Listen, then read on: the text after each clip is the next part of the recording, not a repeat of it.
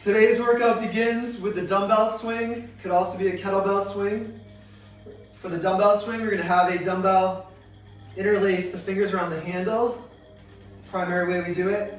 You'll set your feet into a squat stance, shoulder width apart, slightly outside, shoulder width, toes straight ahead. Your dumbbell's right under your crotch. You're going to push your hips back, keeping your back flat. Your chest is up though, your eyes are on the floor about 6 feet in front of you.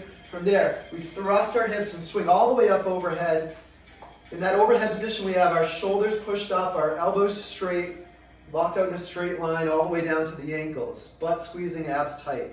When you bring it back down, lean back, keep the chest up, down back to the crotch, swing all the way back up. We're cycling this movement, just like that.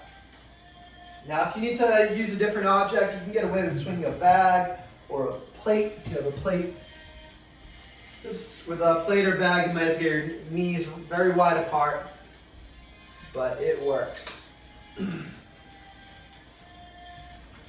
Our next movement today is the push-up. For the push-up, we get into a nice plank position, nice strong plank, suck the stomach in, push the upper back up.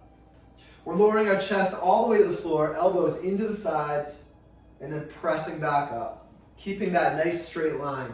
If you have trouble getting back up, work on the slow lowering. Place your knees to the ground, press up with the knees on the ground back to that straight line plank. If that's too difficult, knees to the ground first. Get your chest down, keep the knees on the ground, pressing up all the way back to that plank is great. Okay, third movement today, we have a squat jump with a dumbbell racked across the shoulders. So we have it racked across the shoulders right in the base of the neck, elbows are forward, dumbbells horizontal of course. We're going down into a full squat, and then we're jumping up and landing back in that squat. If you need to stay quiet and not make too much noise on the landing, you can just go up on your toes into that squat. So if you have a different object, you can hold it similarly against your chest. You can use the backpack, you can use the kettlebell, you can use the plate. If the plate is too big, you might want to put it on your back for this. You put it over your back like this. Our final movement is a plank knee to chest. So we're in a nice plank position, hollowed out, straight line from the shoulder to the ankle. We're pulling the right knee into the chest, crunching those hips under, and bring it back. And then the left knee into the chest, crunching the hips, sucking the hips under.